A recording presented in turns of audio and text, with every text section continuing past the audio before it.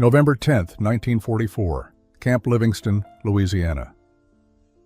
The transport truck rumbled through the gates of the prisoner of war facility just as the sun began its descent below the pine trees. Inside the covered bed, 43 German women sat in silence, their faces pale and drawn from weeks of travel across the Atlantic and then by rail through the American South. They wore the remnants of gray auxiliary uniforms, some torn and stained from their capture in France, others still bearing the insignia of the German Women's Auxiliary Corps.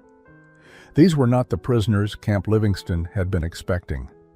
Major Thomas Fletcher stood at the gate, squinting at the manifest in his hand. His facility had housed thousands of German and Italian male prisoners since 1943, but never women. The notification from the War Department had arrived only 3 days earlier, giving him barely enough time to prepare a separate compound within the larger camp. He watched as the truck came to a stop, its brakes hissing in the humid Louisiana air. The women who emerged looked nothing like the enemy combatants he had processed before. They ranged in age from 18 to perhaps 35, their movements careful and uncertain. Many clutched small bags containing whatever possessions they had managed to keep through their capture and transport. Major Fletcher noticed how thin they were, how their uniforms hung loosely on frames that had clearly known prolonged hunger. Among them was 24-year-old Greta Hoffman, a former radio operator from Dresden. She stepped down from the truck and immediately felt the oppressive heat of the Louisiana autumn, so different from the cold November she had known in Europe. Her dark eyes scanned the unfamiliar landscape of wooden barracks, guard towers, and endless rows of barbed wire. Behind her, a younger woman named Elsa Braun stumbled slightly, weak from the journey. Greta reached out to steady her, their shared glance communicating the fear they both felt. The American Guard seemed uncertain how to treat these unexpected arrivals. Private Daniel Martinez, whose family ran a small farm in Texas, had been assigned to the women's compound. He watched as they formed into ragged lines, their military training still evident despite their obvious exhaustion.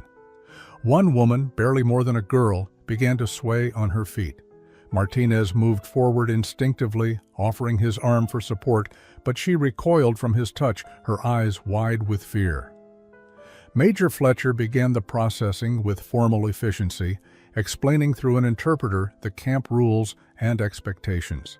The women would be housed in a separate section, guarded by both male and female personnel. They would be expected to work as all prisoners did, but their tasks would be appropriate to their capabilities. They would receive the same rations as other prisoners, prepared according to Geneva Convention standards. As the interpreter translated these words into German, Greta noticed something in the major's tone that surprised her. There was no cruelty there, no hatred. Just a tired officer doing his duty with as much humanity as wartime allowed. It was the first small seed of doubt about everything she had been taught to believe about Americans. The women's compound consisted of 4 wooden barracks arranged in a square, surrounded by its own fence within the larger camp perimeter. The structures were basic but clean, each equipped with rows of metal bunks, thin mattresses, and rough wool blankets. As the German women entered their assigned quarters that first evening, they moved with the mechanical precision of soldiers, claiming beds without conversation, unpacking their meager belongings in silence. Greta chose a lower bunk near the window where she could see a slice of sky beyond the barbed wire. Elsa took the bunk above her, and soon they were joined by 2 other women. Anna Schmidt, a former nurse from Munich, settled across from them with quiet dignity. Beside her, 20-year-old Margaret Klein clutched a small photograph of her family, her fingers trembling as she tucked it under her pillow. That night, whispered conversations in German filled the darkness. The women shared fragments of their stories, piecing together how they had all ended up in this strange place. Most had been captured during the Allied advance through France. Some had been administrative workers, others nurses or communication specialists. A few had been caught simply because they were in the wrong place when German forces retreated. The fear was palpable. They had heard stories about what happened to prisoners, particularly women prisoners, in enemy hands. The propaganda they had been fed for years painted Americans as barbaric, ruthless, concerned only with revenge. Yet the reality of their first hours seemed to contradict those teachings. The guards had been distant but not cruel. The barracks, while sparse, were weatherproof and clean. No one had struck them or shouted at them. Morning came early with the sound of a bell. The women rose stiffly, many having barely slept on the unfamiliar bunks. They were led to a washing facility where cold water flowed from simple spigots. After months of travel and detention, the opportunity to clean themselves felt like an unexpected luxury, even in the November chill. Breakfast was served in a mess hall that had been partitioned to separate them from the male prisoners. The women filed in, their eyes downcast, expecting the worst. What they received was a tin plate with oatmeal, a slice of bread, and weak coffee. It was simple fare, institutional and bland, but it was warm, and there was enough of it. For women who had spent the final months of the war in Europe watching rations dwindle to almost nothing, this simple breakfast seemed impossibly generous. Private Martinez stood watch as they ate, noting how slowly and carefully they consumed the food, how nothing was wasted. One of the older women began to cry quietly, tears falling into her oatmeal. When another prisoner asked her in German what was wrong, she whispered that she had not seen this much food at one time in over a year. The Americans watching had no idea that they had already begun to challenge everything these women believed about their enemy. The routine of camp life established itself quickly over the following days. The German women were assigned to light work duties, primarily in the camp laundry and kitchen preparation areas. They worked in silence, efficient and meticulous, their military training evident in how they approached even mundane tasks. But the American staff began to notice things that troubled them. Sergeant Rebecca Walsh, one of the few female personnel assigned to oversee the women's compound, observed how the prisoners hoarded food. After meals, she would find crusts of bread hidden in pockets, portions of vegetables wrapped in cloth and secreted away. At first, she assumed this was standard prisoner behavior, planning for potential shortages, but as she watched more carefully, she realized it was something deeper. These women had known real starvation. Greta had developed a system with her bunkmates. Any food that could be saved was carefully preserved and hidden in their footlockers. They rationed it among themselves, eating the saved portions late at night when hunger kept them awake. It was a habit formed during the final terrible months in Europe, when supply lines had collapsed and even military personnel had gone days without adequate food. The abundance in the American camp seemed too good to be true, too unstable to rely upon. The younger women showed the most visible signs of malnutrition. Margaret's clothes hung on her frame like a child wearing adult clothing. Her cheekbones stood out sharply, and dark circles shadowed her eyes. Anna, with her nursing background, worried about several of the women who showed symptoms of vitamin deficiencies and anemia. She had tried to request medical attention through the interpreter, but her limited English and fear of drawing attention made communication difficult. Private Martinez noticed Elsa struggling to carry a basket of laundry that should not have been beyond the strength of a healthy woman in her early 20s. When he moved to help, she flinched away, but not before he saw how her hands trembled with weakness. That evening, he mentioned his observations to Sergeant Walsh. "These women are starving," he said bluntly. "Whatever they've been through, they're not getting enough food here to recover from it." Sergeant Walsh brought the concern to Major Fletcher, who immediately ordered the camp doctor to examine the women. Dr. Samuel Brennan, a veteran of the North African campaign, had seen malnourishment before, but even he was shocked by what he found. More than half the women were significantly underweight. Several showed signs of scurvy and other deficiency diseases. Their bodies were consuming themselves, and while the standard prisoner rations were adequate for healthy individuals, these women needed more to recover. The examination marked a turning point in how the camp staff viewed their unexpected charges. These were not simply enemy prisoners to be detained until repatriation. They were human beings who had suffered, who needed care beyond the minimum requirements of international law. Dr. Brennan submitted his report with recommendations that went beyond standard medical protocol. He suggested supplemental rations, vitamin supplements, and a gradual increase in food portions to avoid refeeding syndrome. Major Fletcher approved the recommendations immediately, but he went further. If these women had been starving, then they deserved more than clinical medical intervention. They deserved dignity. The changes began small. Instead of the standard prisoner rations, the women's meals were quietly increased. Fresh vegetables appeared on their plates. Portions of meat grew slightly larger. Milk, a luxury they had not seen in years, was added to their breakfast routine. The women noticed immediately, their eyes widening at each meal, but they said nothing, as if speaking might break the spell. Sergeant Walsh took it upon herself to address the hoarding behavior directly. Through the interpreter, she gathered the women one evening and spoke to them plainly. "You do not need to hide food anymore," she said. "There will be enough tomorrow, and the day after that, and every day you are here. This is not a trick. This is how we feed people in America." The women exchanged uncertain glances. Greta, who had emerged as an unofficial leader among the prisoners, spoke up in halting English. "In Germany, they told us Americans would starve prisoners, that you hate us and want us to suffer." Sergeant Walsh felt a flash of anger, not at the woman before her, but at the propaganda that had so thoroughly deceived these people.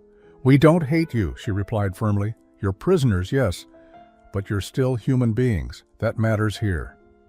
Trust did not come overnight, but small gestures began to build bridges. Private Martinez, noticing that Margaret looked particularly frail, brought her an extra apple from the guard's mess, offering it with a shy smile. She took it hesitantly, tears welling in her eyes at the simple kindness. Anna, working in the kitchen one day, accidentally burned her hand on a hot pot. Instead of ignoring her pain, the American cook, Corporal James Washington, immediately took her to the medical station, staying with her while Dr. Brennan treated the burn. These acts of casual humanity confused the German women more than cruelty would have. They had been prepared for hatred, for revenge, for the confirmation of every terrible thing they had been taught about their enemies. Instead, they were encountering something far more dangerous to their previous beliefs: ordinary kindness from ordinary people who simply treated suffering as something to be alleviated, regardless of nationality. Elsa confided to Greta one night that she no longer knew what to think.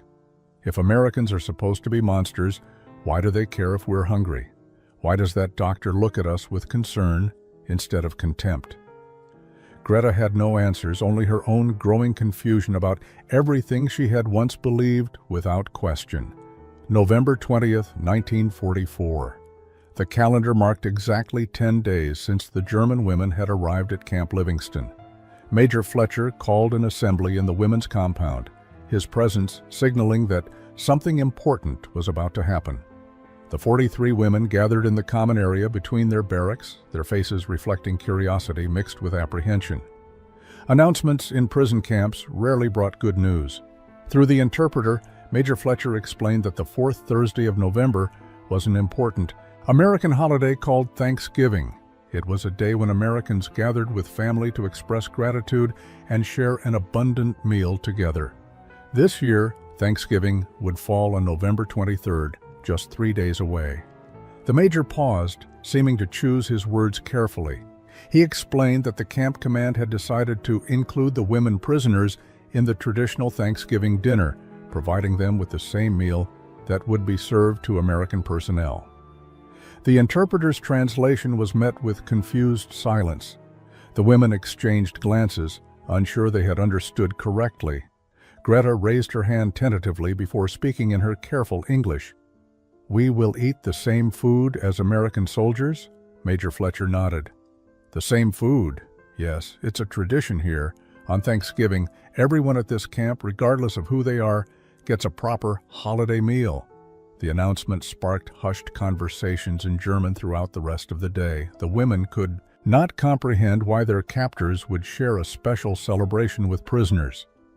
In their experience, holidays in military service had meant perhaps slightly better rations, but nothing approaching what the major had described. Some suspected it was propaganda, a show for Red Cross inspectors. Others wondered if it was a cruel joke, a promise that would not be kept. Anna, with her practical nurse's mindset, tried to manage expectations among the younger women. "Do not hope for too much," she cautioned. "Perhaps they will give us extra bread and soup. That would already be generous." But even she could not entirely suppress the small spark of anticipation that had been lit by the major's words. Sergeant Walsh observed the women's reactions with sympathy. She understood their skepticism. These women had been taught that Americans were their enemies, that they could expect nothing but harsh treatment in captivity. The idea that they would be included in a cherished national holiday seemed to contradict everything their propaganda had told them. Private Martinez was assigned to help with preparations in the camp kitchen, and he witnessed firsthand the scale of the meal being planned.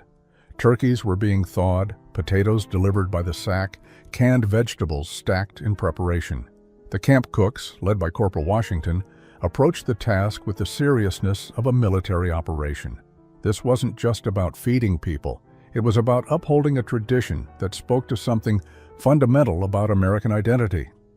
The 3 days between the announcement and Thanksgiving moved slowly for everyone. The German women continued their work duties, but their thoughts kept returning to what might await them. They had no framework for understanding this kind of gesture from an enemy, no experience that prepared them for the possibility that their captors might treat them with such unexpected generosity. The camp kitchen became a hub of intense activity as Thanksgiving approached. Corporal Washington and his team of cooks worked from dawn until late evening, preparing food in quantities that seemed impossible to the German women who occasionally glimpsed the preparations. The aroma of roasting turkey began to drift across the compound 2 days before the holiday, a smell so rich and enticing that it made mouths water and stomachs ache with anticipation. Anna had been assigned to help with vegetable preparation, a task that put her directly in the kitchen alongside the American cooks. She watched in amazement as sack after sack of potatoes was delivered, along with cases of canned green beans, boxes of bread, and ingredients she did not even recognize. Corporal Washington, noticing her wide-eyed observation, smiled and explained through gestures and simple English what each item would become. The scale of abundance was incomprehensible to women who had spent the last year watching Germany's food supplies dwindle to almost nothing. Anna tried to count, the turkeys being prepared, and lost track after 20. Each bird was enormous, nothing like the scrawny chickens that had occasionally appeared in military rations back home. She reported what she had seen to her fellow prisoners that evening, but some refused to believe her. "No one feeds prisoners like that," Margaret insisted. "You must have misunderstood." But the evidence continued to mount. The mess hall was being decorated with autumn leaves and handmade paper decorations. Long tables were being arranged in rows instead of the usual scattered arrangement. Private Martinez and other guards worked alongside prisoners to set up additional seating, treating the preparation as a shared project rather than forced labor. The atmosphere felt different, less like a detention facility and more like a community preparing for something special. Greta found herself assigned to help fold napkins and arrange place settings, a task that felt surreally domestic. An older American soldier, Corporal Henry Miller, worked beside her, demonstrating how the Americans preferred their tables arranged. He showed her pictures of his family's Thanksgiving celebrations back in Ohio, trying to explain through broken communication what the holiday meant to him. "It's about being grateful," he said slowly, making sure she understood. Grateful for food, for family, for being alive. Even in hard times, there's always something to be thankful for. The concept struck Greta deeply. Gratitude seemed like a luxury she had not considered in months. Since her capture, survival had been her only focus. Before that, serving the Reich had consumed her thoughts. But gratitude? When had she last taken time to feel truly thankful for anything? The question unsettled her in ways she could not fully articulate. Sergeant Walsh conducted an inspection of the women's barracks the evening before Thanksgiving, not looking for contraband, but ensuring everyone had clean clothing to wear for the next day's meal. She had quietly arranged for additional uniform pieces to be issued to women whose clothes were too worn or damaged. It was a small gesture, but it communicated something important. This meal would be an event worthy of one's best appearance, and that included the prisoners. November 23, 1944. Thanksgiving Day arrived with crisp autumn weather, unusual for Louisiana, but welcome after weeks of humidity. The German women rose early, anxiety and anticipation making sleep impossible. They dressed in their cleanest uniforms, helped each other smooth down hair and straighten collars. The atmosphere in the barracks felt like preparation for an inspection, but underneath the nervous energy ran something else. Hope, fragile and uncertain, but present nonetheless. At 1100 hours, the women were assembled and led toward the main mess hall. As they approached, the smell of roasted meat and baked bread grew stronger, so rich and overwhelming that several women felt dizzy. They entered the building in a quiet line, their eyes adjusting from the bright November sunlight to the dimmer interior. What they saw stopped them in their tracks. The mess hall had been transformed. Long tables stretched the length of the room covered with white cloths. Place settings had been arranged with care, each spot marked with a plate, utensils, a napkin, and a cup. But it was not the decoration that struck them silent, it was the food. Platters of sliced turkey, golden brown and glistening, sat at intervals along every table. Bowls of mashed potatoes, their surfaces smooth and topped with melting butter, steamed in the cool air. Green beans, glazed carrots, stuffing, cranberry sauce in deep red mounds, baskets of fresh bread, and at the end of each table, whole pies with latticed crusts. Margaret made a sound halfway between a gasp and a sob. Beside her, Elsa reached out to grip the doorframe for support, her legs suddenly weak. Greta felt tears spring to her eyes before she could stop them. This was not prison food. This was not even military rations. This was abundance beyond anything they had seen in years. Food in quantities that seemed wasteful, impossible, almost obscene in its generosity. The American soldiers were already seated at some tables, but they had left the best positions for the German women. Major Fletcher stood at the front of the hall and gestured for the prisoners to take their seats. His voice carried across the sudden silence. Today, we share a meal, as Americans have done for hundreds of years. Today, we give thanks for what we have, and we share it with everyone at this table. Please sit. The women moved forward hesitantly, still unable to fully believe what they were seeing. Anna found herself seated between Private Martinez and another young American soldier. Across from her, Greta sat with trembling hands clasped in her lap, staring at the empty plate before her as if it might disappear. Elsa had begun to cry openly, tears streaming down her face as she looked at the abundance surrounding her. Corporal Washington and his kitchen staff began to serve, moving along the tables with platters and bowls. When the first portion of turkey was placed on Anna's plate, thick slices of white and dark meat, she stared at it in disbelief. Then came mashed potatoes, a generous scoop that covered a quarter of her plate. Green beans followed, then stuffing, then a spoonful of cranberry sauce. The serving continued until every plate held more food than most of the German women had seen in a single meal in over 2 years. The portions were not meager prisoner rations, carefully measured for minimum sustenance. They were generous, abundant, the kind of serving one might give to honored guests. The women stared at their plates in stunned silence, unable to process what sat before them. Margaret whispered in German to the woman beside her, asking if this was real. her voice cracked with emotion as she reached out tentatively to touch the mashed potatoes as if they might vanish under her fingertips. The warmth of the food, the reality of it, brought fresh tears to her eyes. Around the hall, similar scenes were unfolding as German women confronted abundance they had been told did not exist in America. Major Fletcher stood and raised his cup. In keeping with tradition, he said, "I want to express gratitude for this meal, for the men and women serving here, and for the hope that one day this war will end and we can all return to our families." The interpreter translated his words, and several of the German women nodded, their own thoughts turning to distant homes and uncertain futures. Then, Corporal Washington, standing near the kitchen entrance, called out in his deep voice, "Dig in, everyone. Don't let it get cold."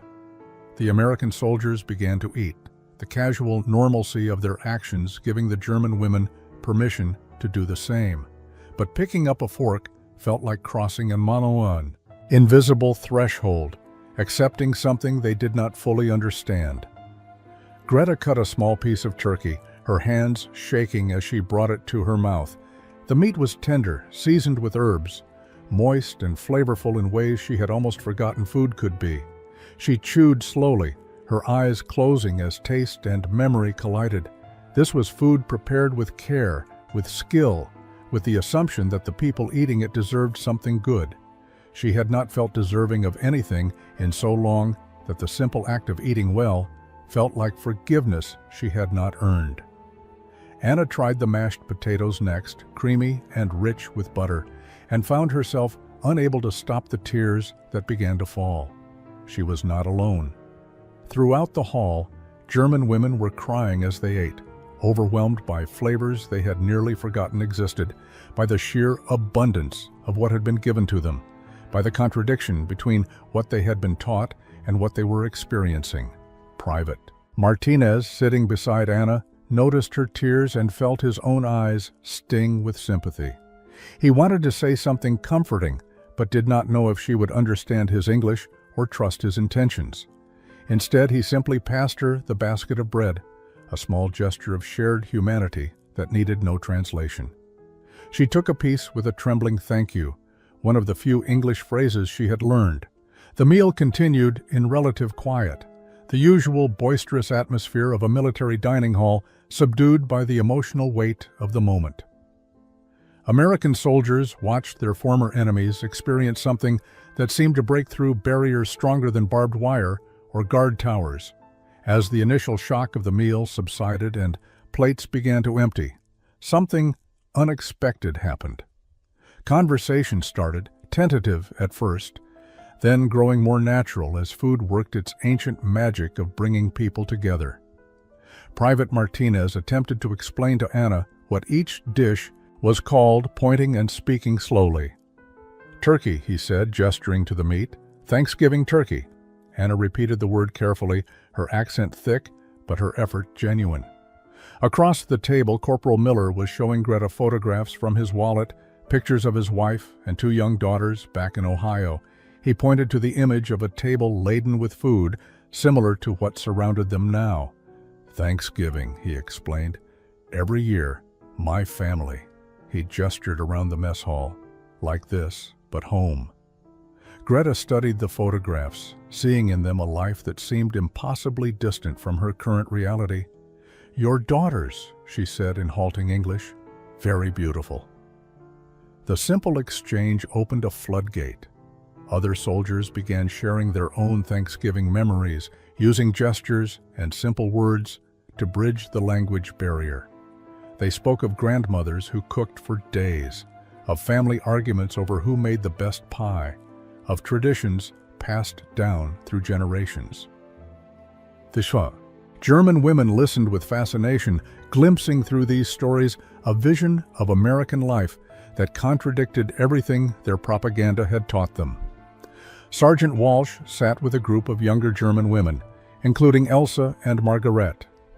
She had brought a small album of photographs from previous Thanksgivings at various military posts where she had served. The images showed soldiers gathered around tables much like this one, smiling and relaxed. the camaraderie of shared meals evident even in still photographs. "This is what we do," Walsh explained through the interpreter. "Even in war, we remember to be grateful, to share what we have." Elsa surprised everyone by pulling from her pocket a small, worn photograph of her own family. It showed a formal portrait, her parents and younger siblings dressed in their best clothes, taken before the war had shattered their world. Her voice was soft as she spoke in German, the interpreter translating. "This was my family's Christmas. 1941, the last time we were all together." Walsh looked at the image and saw not an enemy, but a young woman mourning a lost life, no different from countless American soldiers who carried similar photographs and similar grief. The sharing of stories created unexpected connections. The women learned that Corporal Washington had grown up poor in Mississippi, that Thanksgiving meals in his childhood had been modest affairs, nothing like the abundance spread before them now. He had joined the Army partly for the steady meals, he admitted, with a self-deprecating laugh. "Never thought I would end up cooking for hundreds of people, but here we are."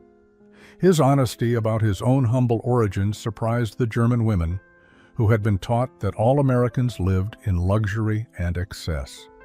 Private Martinez spoke about his family's small farm in Texas, about the hard work of coaxing crops from difficult soil, about the pride his parents had taken in providing for their children even in lean years. He was not so different from many of the German women who came from working families, who understood what it meant to struggle and to value food because of that struggle. As the meal progressed and tongues loosened, with the comfort of full stomachs, the conversation took a more serious turn. Greta, emboldened by the genuine warmth she had experienced from the American soldiers, ventured a question that had been troubling her since her arrival. Through the interpreter, she asked Major Fletcher directly. "In Germany, they told us that America was starving, that your people had no food because you sent it all to Britain. They said Americans hated Germans and would treat prisoners with cruelty. Why did they tell us these lies?" The question hung in the air, more profound than perhaps Greta had intended. Major Fletcher considered his response carefully. "I cannot speak to why your leaders told you what they did," he said slowly, "but I can tell you that America has enough. Enough food, enough resources. We believe that even enemies deserve to be treated with basic human dignity. That is not weakness. That is who we are."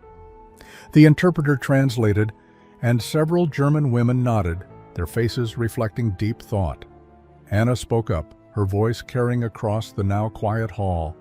She addressed the group in German, which the interpreter then translated.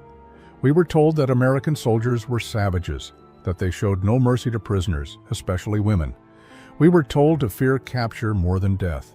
Yet, since we arrived here, we have been given food, shelter, medical care.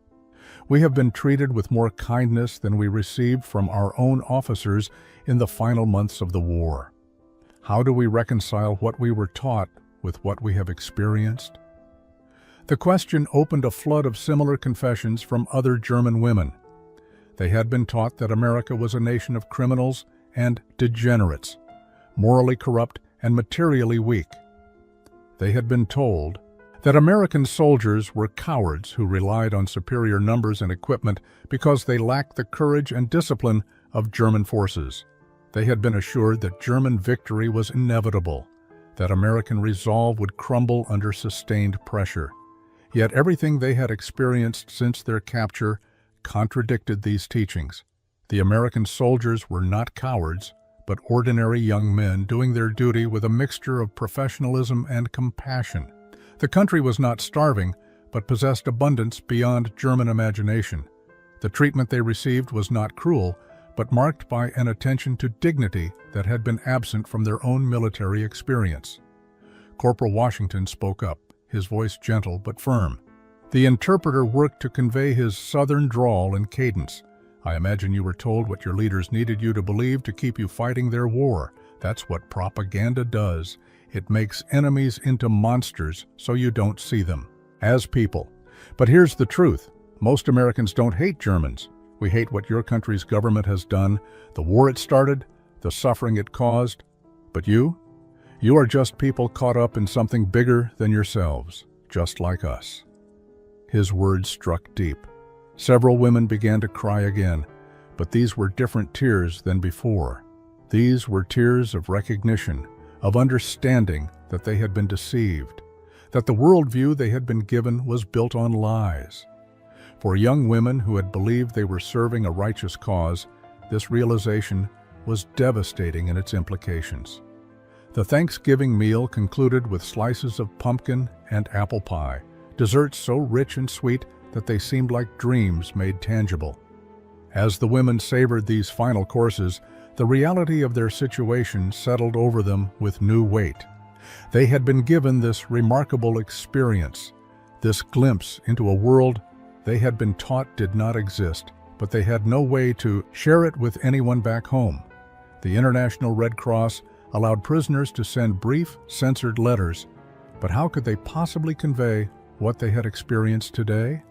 That evening, back in their barracks, many of the women attempted to write letters anyway, knowing that even if they were permitted to send them, the censors would likely remove any descriptions that contradicted official German propaganda. Greta sat on her bunk with a precious piece of paper and a stubby pencil, trying to find words that would pass inspection while still communicating something meaningful to her mother in Hamburg. She wrote about the weather, about being healthy and adequately fed, about the work duties she performed. But what she wanted to write, what burned in her chest to express, was the truth.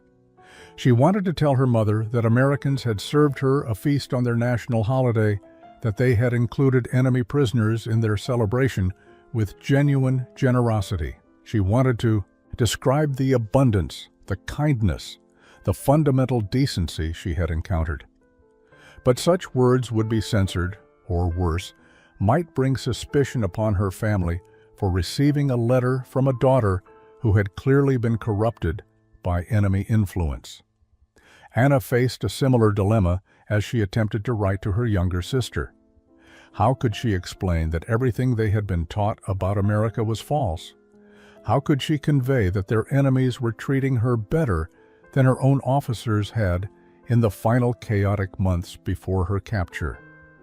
The enormity of the deception they had been subjected to felt overwhelming, and she found herself unable to write anything beyond bland assurances of her continued survival. Elsa gave up on writing entirely, too confused by her conflicting emotions to form coherent thoughts. Instead, she spoke quietly with Margaret about what the day had meant. "I do not know who I am anymore," she confessed. "I believed I was serving Germany, protecting our key homeland. But if they lied to us about America, what else did they lie about? What were we really serving?" The questions had no easy answers, but asking them was itself a form of awakening. Sergeant Walsh made her evening rounds and found the barracks unusually subdued. The women sat in small groups, talking in hushed German, their faces reflecting deep contemplation rather than the resigned depression that had characterized their first weeks in captivity. She understood, even without speaking their language, that something fundamental had shifted today. Food had accomplished what speeches and orders never could. It had opened minds to the possibility that the world was different than they had been told. Private Martinez, standing guard outside the women's compound, thought about the tears he had seen during the meal. He had expected gratitude, perhaps even joy, at receiving good food. But he had not anticipated the depth of emotion, the sense that these women were experiencing something that went far beyond a satisfying meal.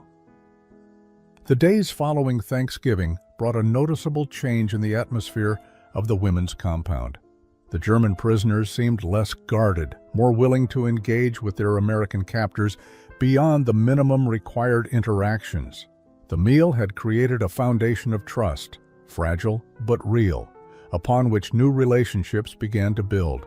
Language became both a barrier and a bridge, with women on both sides working to overcome the limitations of their communication. Greta took the initiative to ask Sergeant Walsh if English lessons might be possible. Her request, delivered in careful, halting English, surprised the sergeant but pleased her immensely. Within 2 days, Walsh had organized informal classes 3 evenings per week. Private Martinez volunteered to help, along with Corporal Miller, whose patience and gentle manner made him an effective teacher despite having no formal training in language instruction. The first lesson drew nearly 30 of the 43 women. They sat on benches in the common area, notebook paper and pencils distributed by the guards, their faces showing a mixture of nervousness and determination. Sergeant Walsh began with simple phrases. "Hello, how are you? Thank you, please, yes and no." The women repeated the words in chorus, their German accents thick, but their effort genuine. When Margaret successfully asked Private Martinez for water in English, the entire group applauded her accomplishment. Anna, with her nursing background, focused on learning medical terminology. She worked with Dr. Brennan during her infirmary duties, pointing to items and asking for their English names: bandage, thermometer, medicine, blood pressure. The doctor recognized her intelligence and dedication, often spending extra time teaching her not just vocabulary, but proper medical procedures. "She learns faster than some of my own corpsmen," he remarked to Major Fletcher. "She has real talent for this work." The language lessons created unexpected moments of humor that helped ease tensions. When Elsa tried to say she was tired but accidentally used a word that meant she was tight, the resulting confusion and laughter broke down walls more effectively than any formal protocol could have. The Americans shared their own struggles with German phrases, mangling pronunciation so badly that even the most reserved German women could not help but smile.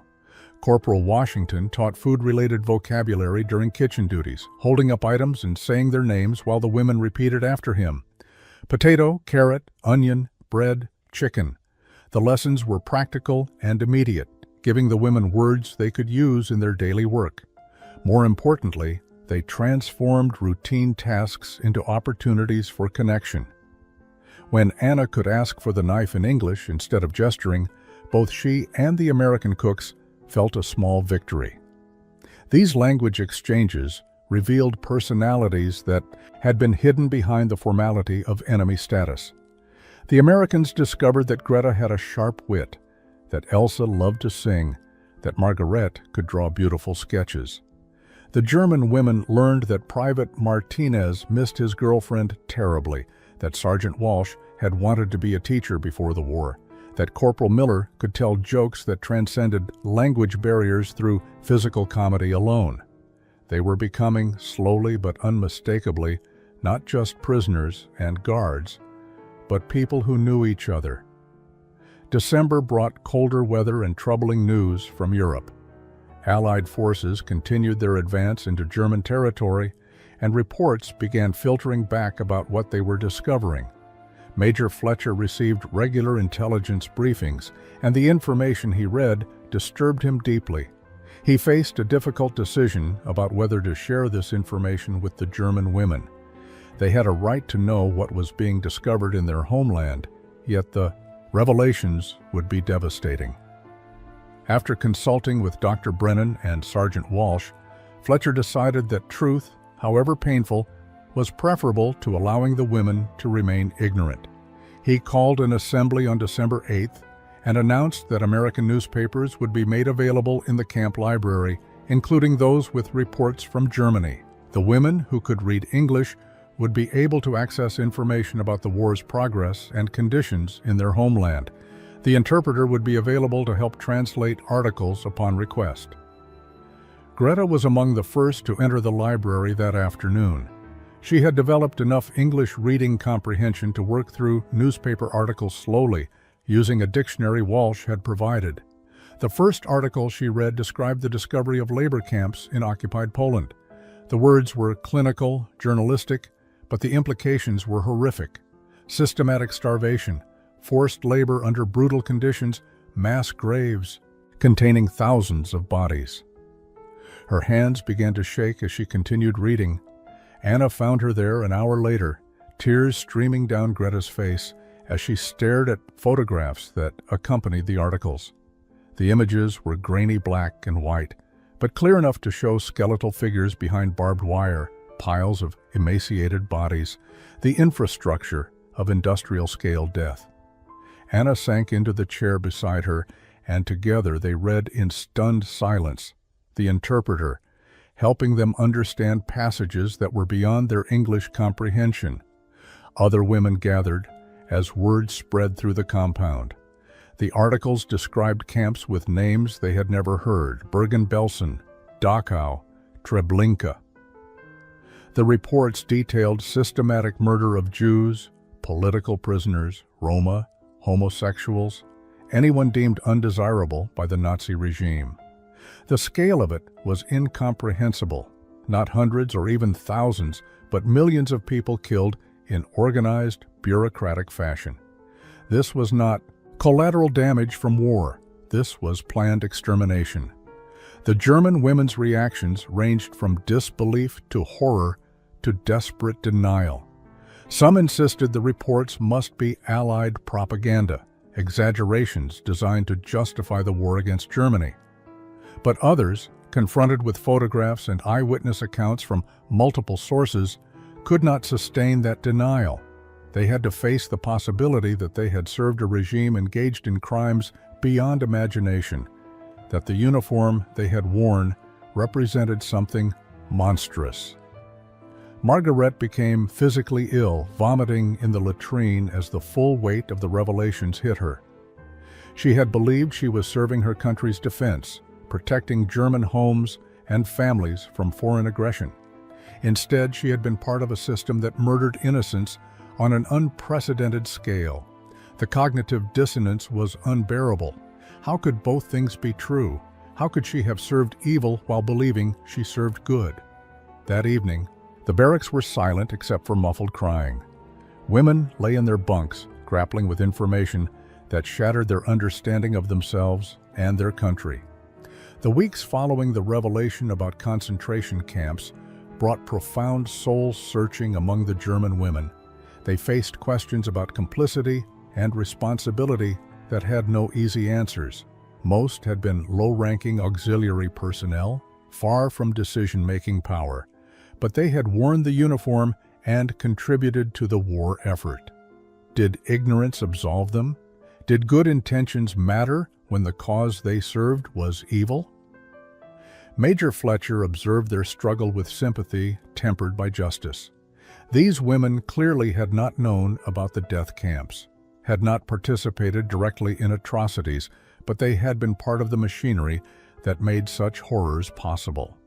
He consulted with Chaplain Captain Robert Morrison about how to address their moral crisis. The chaplain, a thoughtful man who had studied theology before the war, suggested allowing the women access to religious services and counseling if they wished. Several women, including Anna and Margaret, began attending the Sunday Protestant services held in the camp chapel. Father Michael O'Brien, the Catholic chaplain, offered to hear confessions from anyone who desired it, regardless of their denomination. The need to confess, to articulate guilt and seek some form of absolution became overwhelming for many of the women. They had carried so much without realizing its weight, and now the burden threatened to crush them. Greta struggled differently. She was not particularly religious and found no comfort in prayer or confession. Instead, she turned to Sergeant Walsh, asking through her improving English if they could talk privately. Walsh agreed, and they sat together in the library one evening while Greta tried to articulate her turmoil. "I thought I was a good person," Greta said, her voice breaking. "I joined the women's auxiliary corps because I believed Germany needed defending. I never wanted to hurt anyone, but I helped them. Even if I did not know, I helped them do these terrible things." Walsh listened without offering easy platitudes. "You cannot change what you did when you did not know better," she finally said. "But you can choose what you do now that you do know. That is what defines you, not your past ignorance, but your present choices." The words offered no absolution, but provided a framework for moving forward. Responsibility without paralysis, acknowledgement without self-destruction. Meanwhile, discussions among the women about their eventual return to Germany took on new urgency and complexity. Repatriation would likely occur within months as the war in Europe drew toward its inevitable conclusion. But what would they be returning to? Germany was being destroyed, its cities reduced to rubble by Allied bombing, its armies in retreat on all fronts.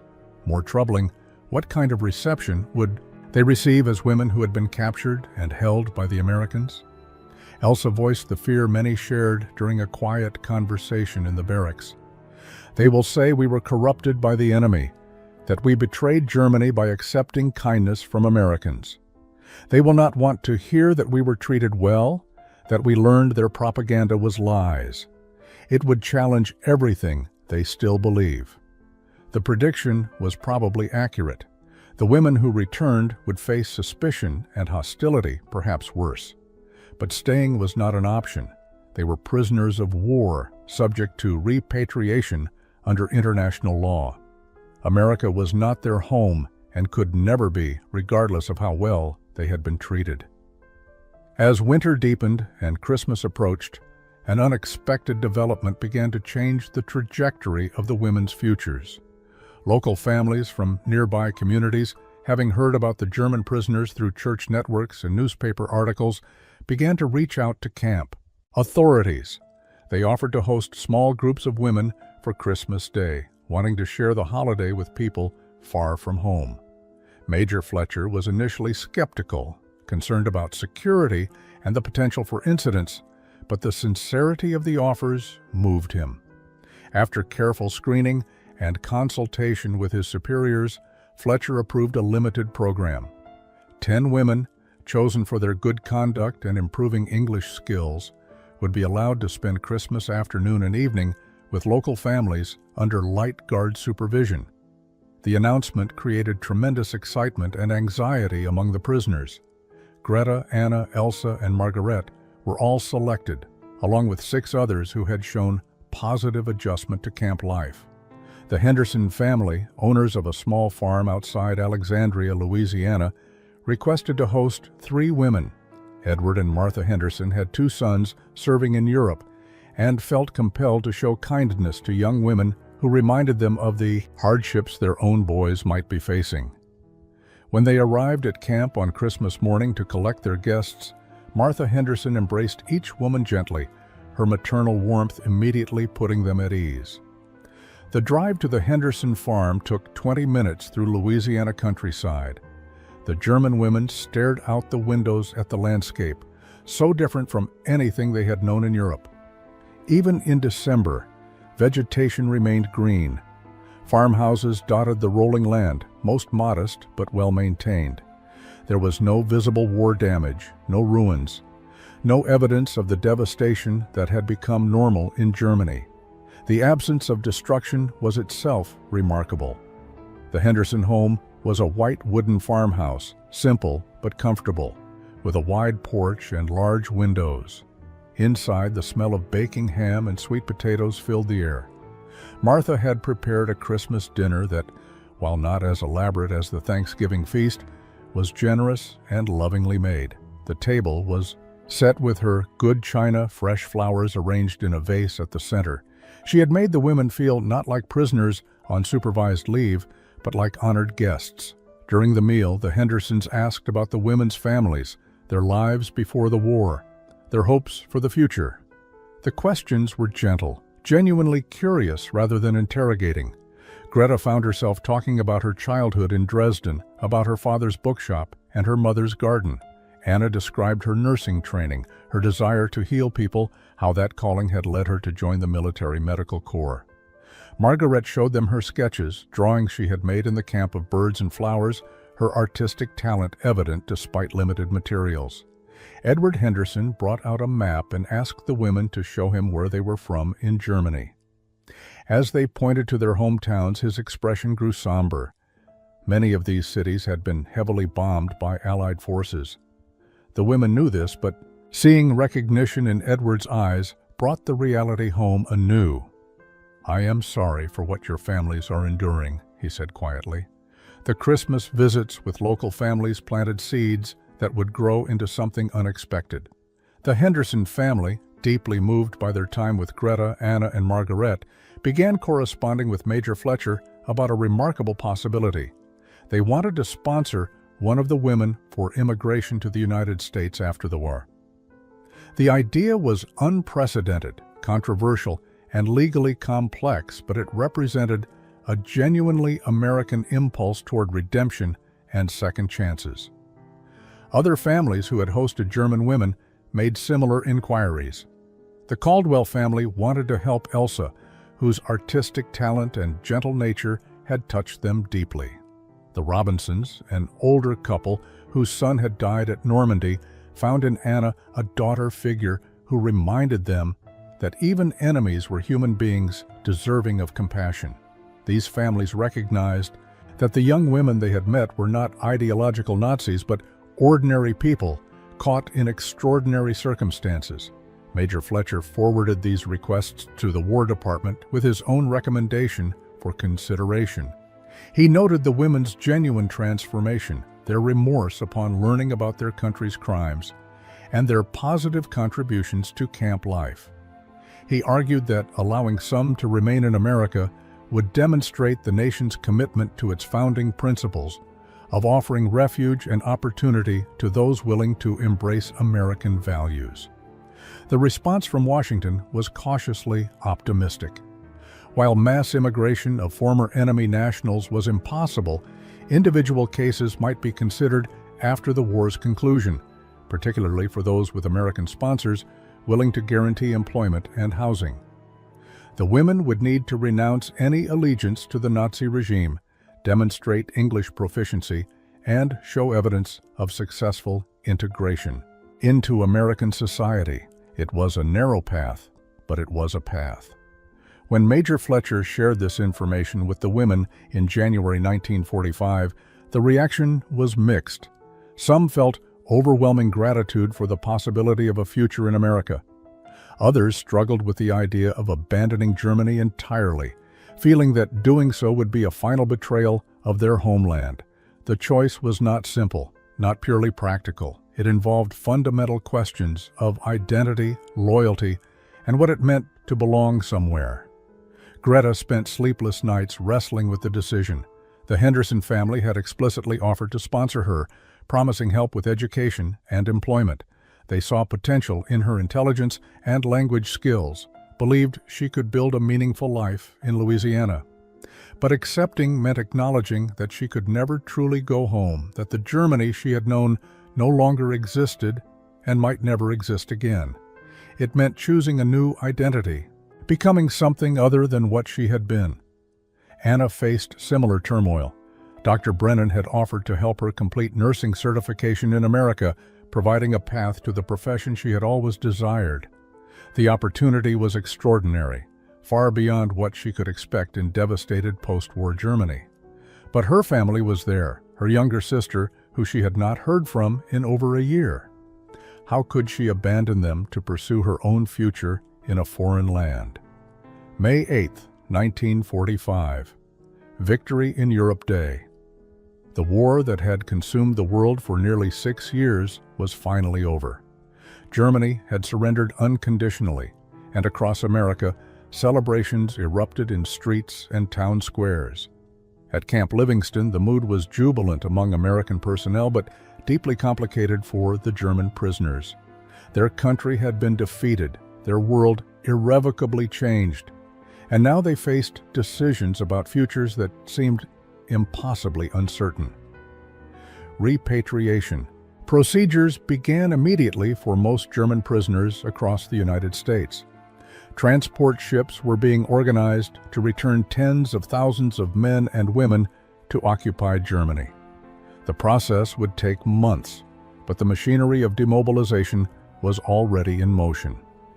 For the women at Camp Livingston, this meant confronting the choice they had been contemplating for weeks: return to Germany or attempt to remain in America through the sponsorship program. Major Fletcher called a final assembly to explain the options clearly. Those who wished to return to Germany would be processed through displaced persons camps in Europe before being released to their home regions. Those who wished to pursue immigration would need to complete extensive paperwork, undergo additional interviews, and wait for approval that might never come. There were no guarantees, no promises that sponsorship would be sufficient. The safer, simpler choice was repatriation. Of the 43 women who had arrived at Camp Livingston 6 months earlier, 28 chose to return to Germany despite the uncertainties they would face there. They had families to find, responsibilities to fulfill, a sense that their duty lay in helping rebuild their shattered homeland. Their decision commanded respect. They were choosing the harder path, the one that required facing consequences and contributing to recovery rather than escaping to easier circumstances elsewhere. But 15 women, led by Greta and Anna, made the agonizing choice to stay. They submitted applications for immigration, accepted sponsorships from American families, and began the long process of transforming from enemy prisoners to potential citizens. The decision brought guilt alongside hope. Were they abandoning Germany in its darkest hour? Were they betraying families who needed them? Or were they choosing to live according to values they had discovered during captivity, values of human dignity and second chances? Elsa wrote a letter to her mother, not knowing if it would ever be delivered, explaining her decision. She described the kindness she had received, the education she was pursuing, the opportunity to become something more than she had been. She expressed love and longing, but also determination to build a life that honored what she had learned about herself and the world. Whether her mother would understand or forgive, she could not know. The women who chose to stay were transferred to a different facility, no longer classified as prisoners of war, but as applicants for immigration status. The change in legal designation felt momentous. They were no longer enemies, but people in transition, suspended between old identities and new possibilities. Sergeant Walsh accompanied them to the new location, having requested transfer to continue working with women she had come to admire deeply. 30 years later, November 1975. Greta Henderson stood in her kitchen in Alexandria, Louisiana, preparing Thanksgiving dinner for her extended family. Her hands, now weathered by 3 decades of work and life, moved with practiced efficiency as she basted a turkey identical to the one she had first encountered on that transformative day in 1944. Beside her, her daughter Sarah, age 23, mashed potatoes, while sharing stories about her medical school experiences. Her son Edward, named after the man who had sponsored Greta's immigration, set the table with the same care his mother had been taught so many years ago. The Henderson family home, larger now than the modest farmhouse where Greta had spent that first American Christmas, would soon fill with people representing the life she had built. Martha and Edward Henderson, elderly but still vibrant, would arrive with their grandchildren. Anna Weber, now Dr. Anna Weber, would drive from Baton Rouge, where she directed nursing education at a major hospital. Elsa Caldwell would come with her husband and 3 children, her artwork hanging in galleries across the South. Margaret Simmons would join them, her career as an art teacher having touched hundreds of Louisiana students. Every Thanksgiving since 1946, these 4 women had gathered to remember and celebrate the meal that had changed their lives. It had become their private tradition, a ritual of gratitude that went deeper than the American holiday itself. They gathered not just to give thanks for abundance, but to honor the moment when they had first understood that enemies could become friends, that hatred could transform into understanding, that people could choose to become better than their circumstances suggested. As guests arrived and the house filled with conversation and laughter, Greta took a moment to step outside onto the porch. She looked across the Louisiana landscape, so familiar now after 3 decades, yet still capable of surprising her with its difference from the Germany she dimly remembered. She thought about the young woman she had been, frightened and confused, arriving at an American prison camp, expecting cruelty and finding compassion instead. That girl seemed like a stranger now, Yet Greta carried her memory with tenderness, understanding that transformation required honoring both who you were and who you chose to become. Inside, Martha Henderson raised her glass for the traditional toast. 31 years ago, she said, her voice strong despite her age, strangers became family across the divide of war. We learned that the best of America is not our wealth or power, but our willingness to see humanity in everyone, even those we are told to hate. Greta felt tears gather in her eyes, the same tears that had fallen so many years ago when she first saw a plate filled with abundance and realized that everything she had been taught was wrong. She had built a good life in America, contributed to her community, raised children who knew nothing of war and everything about opportunity. But she never forgot that it had all started with a simple act of generosity, with Americans who chose to feed their enemies, and in doing so, transformed them into friends.